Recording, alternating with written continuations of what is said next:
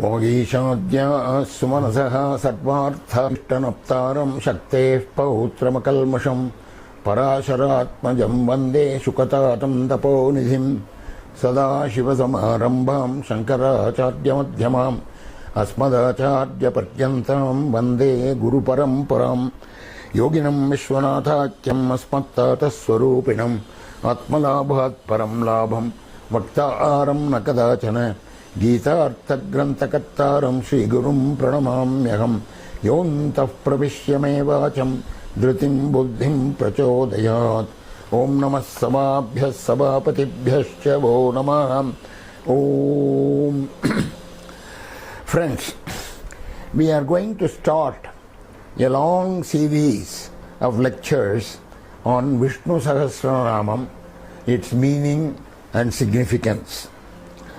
You know, among the 9 forms of devotion usually elaborated in Hindu tradition, 4 have contemporary relevance. These are Shravana, Namasankirtana, Smarana and Archana. Shravanam means listening to recitals of names and glories of God. Parikshit did this, as you know. Parikshit, the grandson of Arjuna, the middle one of the 5 Pandavas. Namasankirtana means reciting the names of God, and Narada is famous for this. Chaitanya in modern times, in historical times, Meera and Tyagaraja, these are famous for reciting the names of God incessantly. Smarana means recalling him and his deeds. Shuka did this, as you know, by recalling the stories of Krishna and of the Lord and reciting them to King Parikshit. The last one, 4th one, is Archana, that is worshipping him with ritualistic repetition of his names, as King Ambarisha did. All these rest on the glory of the Lord's name and the majesty of his deeds. The prop of God's names to turn the mind inward is certainly used in every religion, but in Hinduism it is the central chord. It unmistakably vibrates throughout its vast tradition, literature and cultural history. It is in this context that Hinduism is certainly very much indebted to sage Vyasa, the author of the Mahabharata, and the whole host of Puranas and Upapuranas. He interpolated all his narrative parts in his writings with innumerable stotras. Stotras means poems of praise. These have served all through the centuries as texts for recitations and repetitions of God's names and glories. Some of them contain as many as 1008 names of God. They are called Sahasranāmas, litanies of 1,000 names. There are probably plenty of these, at least one for each deity of the Hindu pantheon. The most well-known and often in use are 3: Viṣṇu Sahasranāma, Shiva Sahasranāma and Lalita Sahasranāma. Shiva Sahasranāma and Viṣṇu Sahasranāma both occur in the Mahabharata. Lalita Sahasranāma occurs in the Brahmanda Purana. Nowhere else in the world literature do we probably have anything to match these long streamlined poems, densely packed with meaning and seemingly endless recitals of the Lord's names, glories and splendors, coupled with poetic elegance and grace. The rhythmic sound effects and the elevating moods that these stotras can produce in us must be heard and experienced to be believed. Words conveying spiritual and elevated meaning do have such a transforming effect on man that they cleanse and correct the mind of man. Repeating the names of God is called Namasankirtanam. This method has been extolled in Hindu religious literature as the only mode. It is open to all, irrespective of caste, irrespective of creed, sex, status or enlightenment or state of mind or any other distinction. It does not do any harm to others. It is not conditioned by time or place Because of these reasons, the recitation of Viṣṇu Sahasranāma is very popular and almost a daily occurrence in many households, particularly in South India. In North India, of course, the Ramcharitamanas of Tulsidas has taken precedence over Viṣṇu Sahasranāma, and that has subsumed all other religious traditions in the north. Now let us come to Viṣṇu Sahasranāma. The Viṣṇu Sahasranāma was taught by Bhishma to Yudhishthira, the eldest of the Pandavas. The Bhagavata says there are only 12 men in the whole world who know the ins and outs of dharma in all its subtlety. These 12, Swayambhur Narada Shambhu Kumara Kapilo Manu Praklado Janako Bhishmo Balir Vayyasikir Vayam.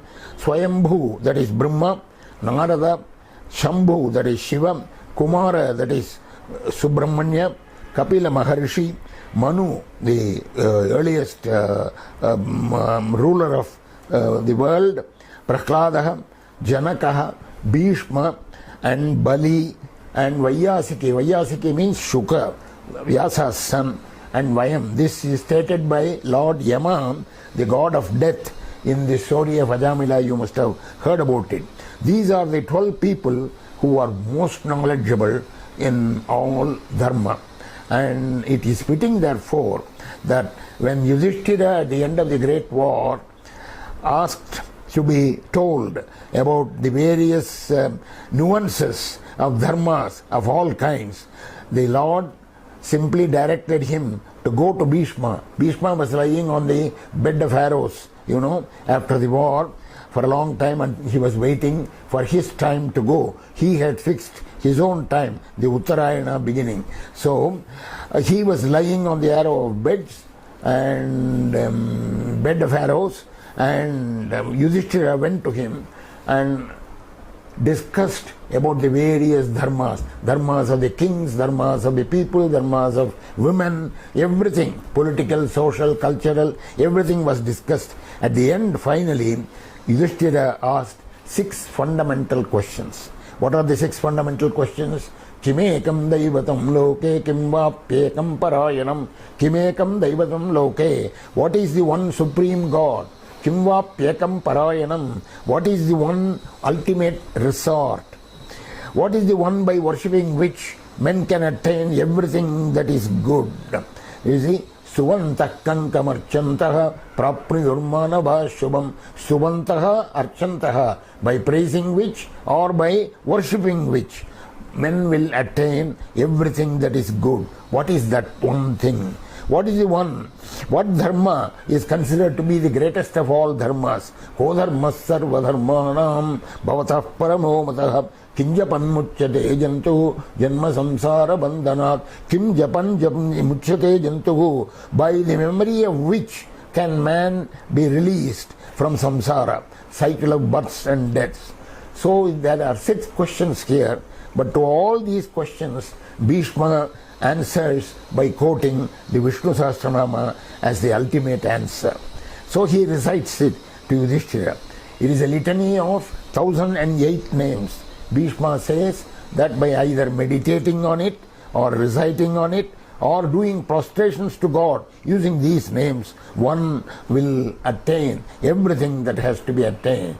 Dhyayan Suvan Namasyamsha. Dhyayan means meditating. Suvan means praising. Namasyamsha means prostrating. So these names have all that fame. These names recall in a rhythmic pattern God's majesty and splendor, His immanence and transcendence, His omniscience, His omnipotence, His and omnipresence. They are full of meaning and esoteric significance. The whole piece occurs in the chapter on Anushāsanitya Parva of the Mahabharata. The text portion, you see, the Viṣṇu Sahasranāma contains 3 parts. The first part is a preliminary prayers to the Lord for us to be ready to listen to the recite the names, and then the 1008 names comprised in 108 shlokas, and then there is a third part which is a palashruti. What are the benefits that one can accrue by reciting these? So these three parts. What we are going to do is, remember, we are going to learn and study the meanings of all the 1008 names slowly, one by one. So we will go name by name in the sequential order in which the name occurs in the Viṣṇu Sahasranāma. Remember, there are several ways in which the Lord can be described, but each description is only a fragmentary rendering of his Ananta Kalyana Guna, that is infinite number of auspicious attributes. Each name of God is indicative of a certain quality of his, or perhaps the name itself must have generated out of that quality. To understand the profound significance of many of these epithets of the Almighty, one may have to be familiar with a lot of Vedanta and the philosophical basis of Hindu religion in one of the various schools. To recite these names is to be immersed in the wealth of the encyclopedia content of their meanings for the entire gamut of Hindu religion and philosophy. This is the surest and smoothest way to delight in ecstatic states of experience in his remembrance.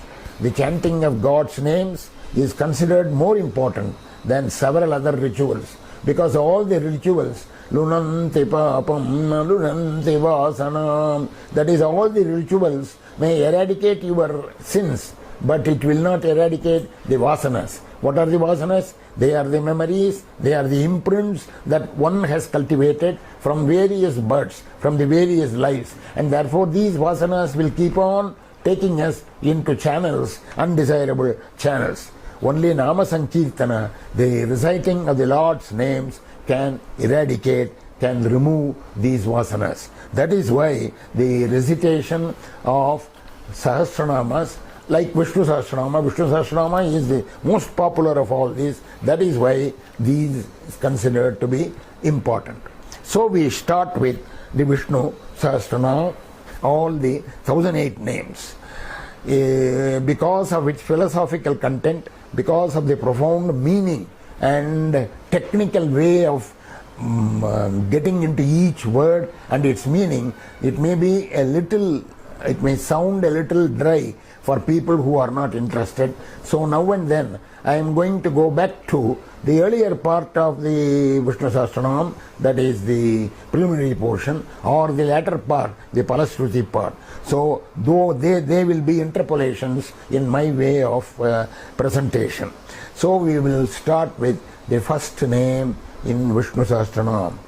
Vishvam Vishnur Vashatkaro Bhuta Bhavya Bhavat Prabhu. That is how it starts. Vishvam is the first name. Vishvam is the first name. Vishvam means universe, the entire world. It is surprising that just a neuter gender word like the universe is itself given as the first name in Viṣṇu Sahasranāma. Vishvam means universe. Vishati Sarvam iti Vishvam. You see, the universe has been created by the Lord. So the Lord is the cause of the creation of the universe. Universe is the effect, cause and effect. In terms of cause and effect, as Advaita has the conclusion that cause always pervades the effect. We will come to that. But before that, we have to talk about the creation of the world itself.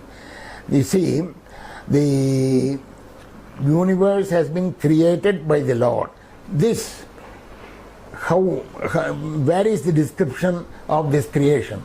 Almost every Purana, all the 18 Puranas of Vyasa, somewhere at some point discusses this creation. But there is one place where we have a complete description of it in 2.5 slokas.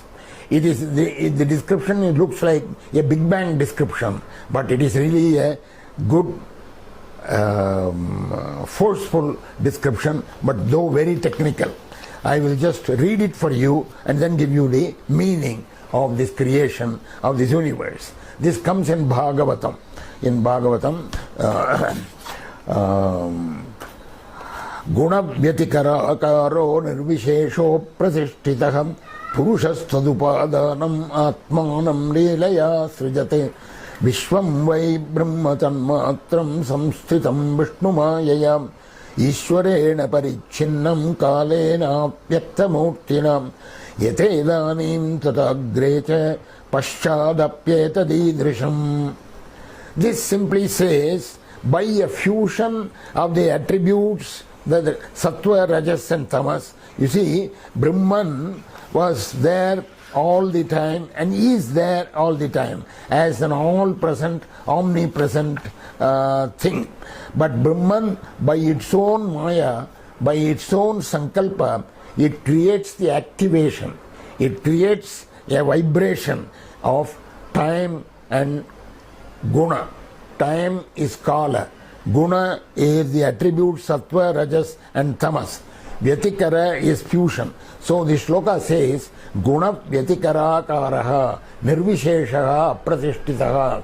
Brahman is without any specification. There is no way in which you can locate Brahman or identify Brahman. Aprasishtitaha. This does not have a beginning, it does not have an end. The same thing can be said of time. Time, Kala also comes from Brahman. Guna Vyatikara Karaha. We do not know, you see, you ask the scientists to discuss and describe Big Bang, they will tell you it occurred, but don't ask me questions about what happened before that or when what was there just before Big Bang. So the physicists will not allow you to ask questions of that kind. So also here you will find it is very difficult to understand clearly exactly what happened. Time flows.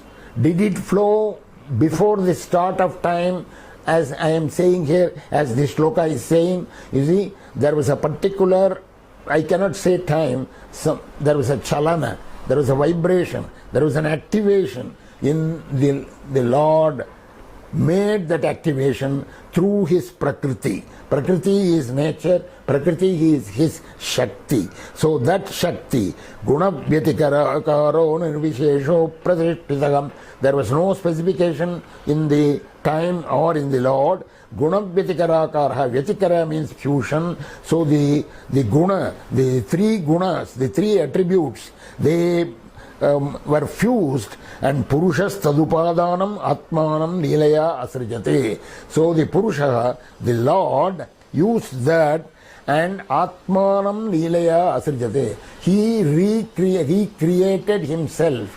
He created from himself the universe. The universe is nothing but, I will not use the word transformation, because transformation will put into your mind some other wrong meaning. That is, there is one thing there, it transforms into another thing. Not like that. The Purusha, the Lord, appeared, Leelaya Asrijate, just like that. Vishvam Vai Brahmatanmatram. The universe before was only Brahman. It was Brahman.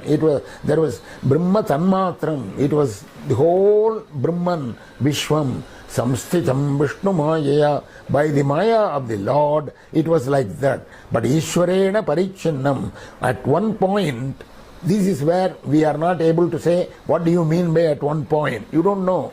Because there was no past, no present, no future. So, Ishwarena Parichinnam, the Lord determined, and how did he determine? Kalena Avyaktamurtina. The time itself does not have a form. It is unmanifest. But the unmanifest form, by that Kala, he determined that this thing should happen. Namely, Bahusyam Prajayeti, says the Veda. That is his Sankalpa. Sankalpa means the decision to create. Let me multiply, let me procreate. The Vishvam was earlier only Brahman, Brahma Tanmatram. In the causal state, in the causal, that is as a Karana, Karana state, causal state, it is Brahman. In the effect state, in the Karya state, Karana and Karya. Karana is cause, Karya is effect. Karana state, it is Brahman. Karya state, it is universe. There is no difference. It is only the same thing. Brahman is appearing as the universe. So Vishvam, universe, is given as the name of the Lord because it is the Lord who is appearing as the universe. But Vishvam has more than one meaning. One meaning is universe. Another meaning is everything. Everything. Vishvam means everything. And the word Vishwa, the root verb is Vishi. Vishi, to enter. Vishi, to enter. Pravesha, Griha Pravesha, you see.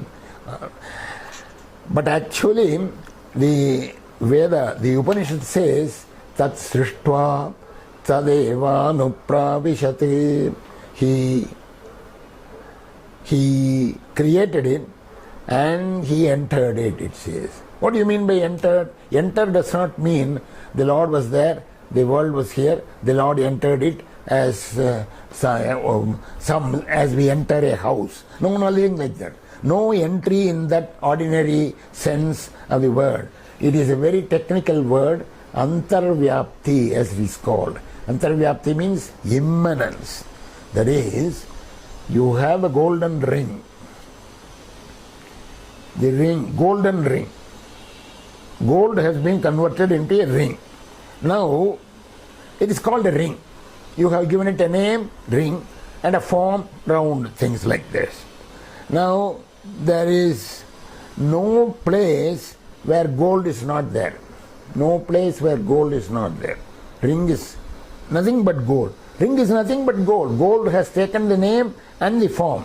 This same thing has happened to this Vishvam, Brahman and Vishvam. That is, Brahma Vedam Amritam Purasat Brahma Paschat. I am quoting from Mundaka Upanishad. Brahma Vedam Amritam Purasat Brahma Paschat Brahma Dakshinata Chodharena Adashordvam Prasutam Brahma Vedam Vishvam Idam Varishtam. Then in front of you there is Brahman. In behind you there is Brahman. That is everywhere, up, above, below, side by side. Adashordvam prasritam Brahmaivedam Vishvam idam varishtam. This itself says, just as the gold ring, you see, there is no place in the ring where the gold is not there, which means there is only gold there, ring is only a name and a form. This name and form will disappear. You can throw it away. But the gold will still be gold. See, when ring is destroyed, it merges into the source, namely gold. So also, this Vishwam, when it finally comes to an end, that Vishwam will go back to the source. Or put it this way, you are walking in a twilight, not very much lighted zone. You see a ghost standing there. Actually, you think that it is a ghost standing there, but with some confidence, if you go near it, you will find that it is only a pillar, a stump. So the ghost is but a stump. Stump alone exists. The pillar alone exists. Ghost is false. Similarly, Brahman alone exists. Vishwam is only a for appearance. The universe is but Brahman. That is what this Mundakopanishad thing says. Adashchordvam prasritam Brahmaivedam Vishwam. This is Brahman. Vishwa is, that is why the first name is Vishwam. You see, there are, I mean, I can tell you umpteen places from the scriptures which emphasize this. Yatoba yimani bhutani jayante yena jatani jivanti yat prayanti abhisambhishanti. All the beings, all the things come from that. All the beings come from that. All the beings are alive, active because of that. And all the beings, everything, not only being, inanimate, animate, everything, yat prayanti abhisamvishanti, they go back.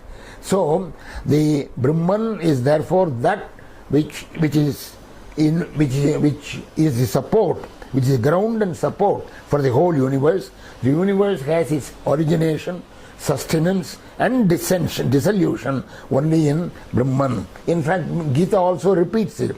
Avyakta vyaktaya sarve prabhavanta haragame ratri agame pralayante satraiva vyakta sambyake. That is, by the kalpa, every kalpa, that is when Brahma's Ratri comes, everything goes back to the Lord. And then when the Aharagame, Prabhavanta Aharagame, when the day of Brahma starts, again they all come back to him. Just as the ring goes back to the gold.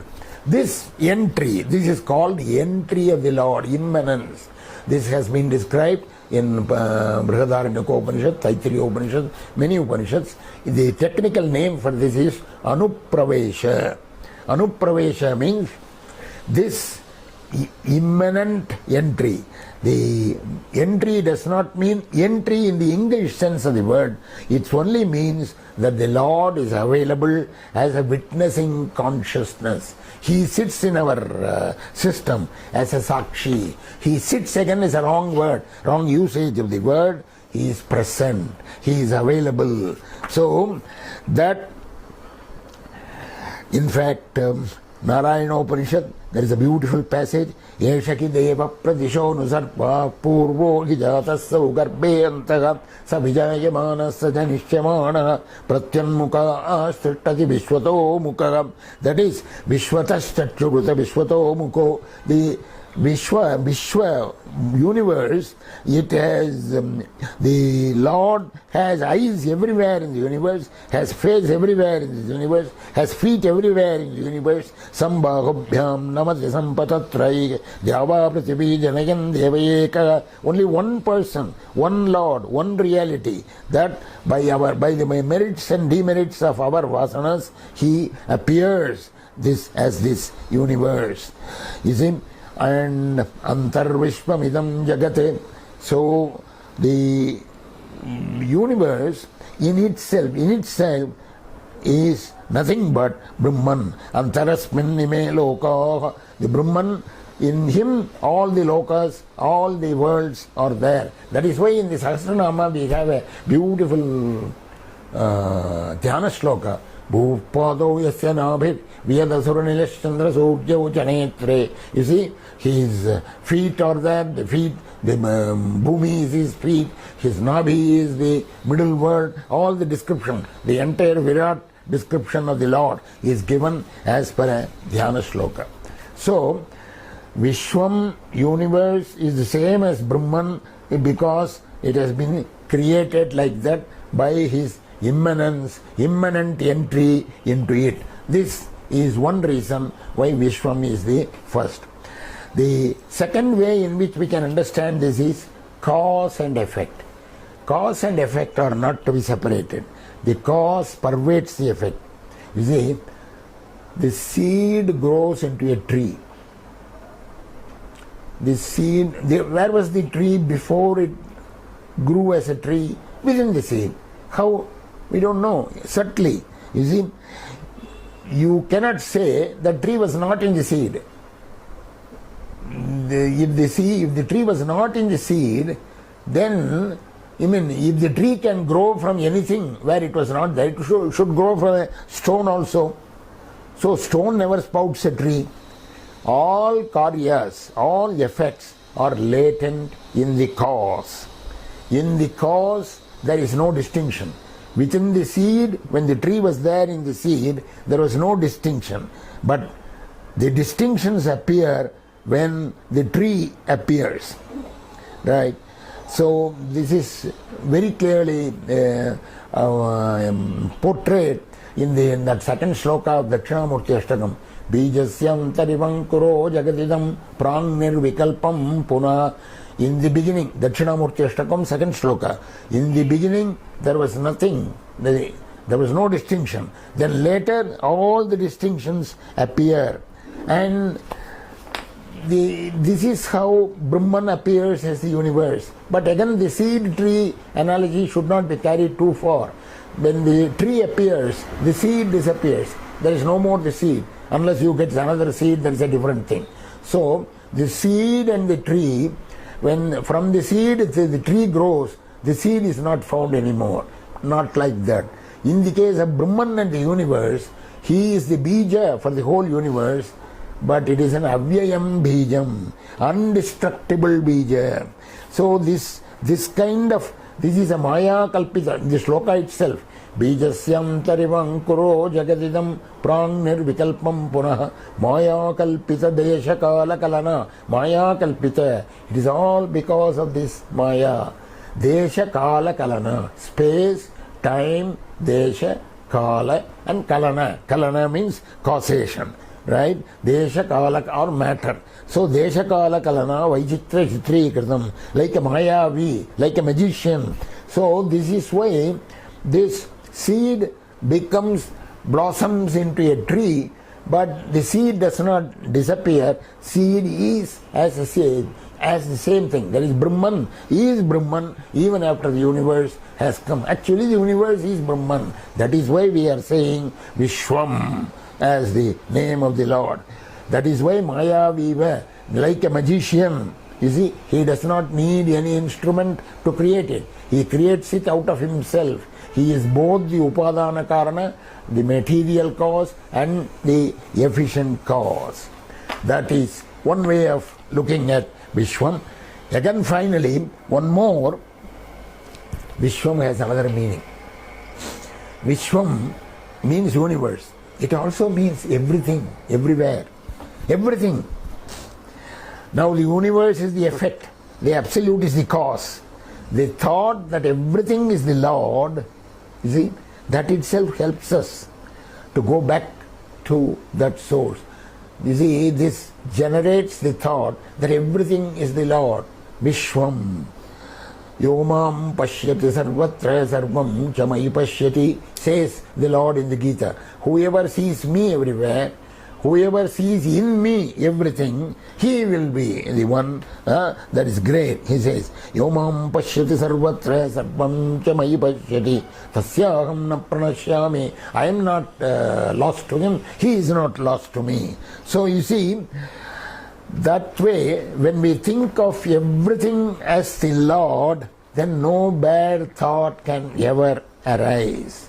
That is one advantage of having Vishwam as the description of the Lord. Then there is one more. You see, Vishnu Sahasranamam is a kind of a capsule Vedanta. Vedanta in a capsule. There are 1008 names. Most of the names, not all the names of course. I mean, I will be going name by name, but some names I will take more time to explain, because like Vishwam, there are so many significant and profound meanings in that. Now, you see, each name therefore generates a Vedantic direction of thought. For example, the Vedas also say, Om Tad Brahma, Om iti Brahma, Om iti Idagam Sarvam, Upanishad. Om is everything. Om is this. So that when Om is everything, here Vishwam is everything. And Vishwam has a meaning of everything. So this is nothing but Om. Brahman. How did the creation start? I told you that this Gunadvyatikara, that is the three attributes fused, and the time was ripe, and the Lord made a sankalpa, made a determination, and the world. And again the Vedas go into a further detailed description of what happened at first. First thing that happened was Akasha Tanmatra, that is space, was the subtle space, not the Akasha as you see, space that you see, but the germ germ of this space, Akasha Tanmatra was created. That is the first effect, and the first effect was sound with Om. So, Om iti Brahma. That is why the Kathopanishad says, Sarve Veda Yat Padamamananti, Savam Sarvani Chayat Badanti, Yadichanto Brahmacharyam Charanti, Satte Padam Sangrahena Bravimi, Om Ityesati. What? After which? After what? Every Veda is talking about. For what do every rishi, every great people are worshipping? Yadichanto brahmacharyam charanti. What are they looking for when they do lifelong brahmacharya? Satte padam. There is only one thing, that one I will tell you, that is Om, says Kathopanishad. So that Om is Brahma. Vishvam means Om. So there are these meanings of this first word Vishvam. Like this we are going to go through every word. As I told you, it can be taken, it can appear as a dry subject, but this way we will learn the entire Vedanta by looking at the various meanings of the Viṣṇu Sahasranāma. We will, some days we will take up more than one name, sometimes we will take up only one name, like this. Anyway, with this, let me conclude this first session on Viṣṇu Sahasranāma. We will continue in the next. Swasti prajabhya paripalayantam nyayena margena mahim mahishava gobrahmanebhya shubhamastu nityam lokah samasta sukhino bhavantu.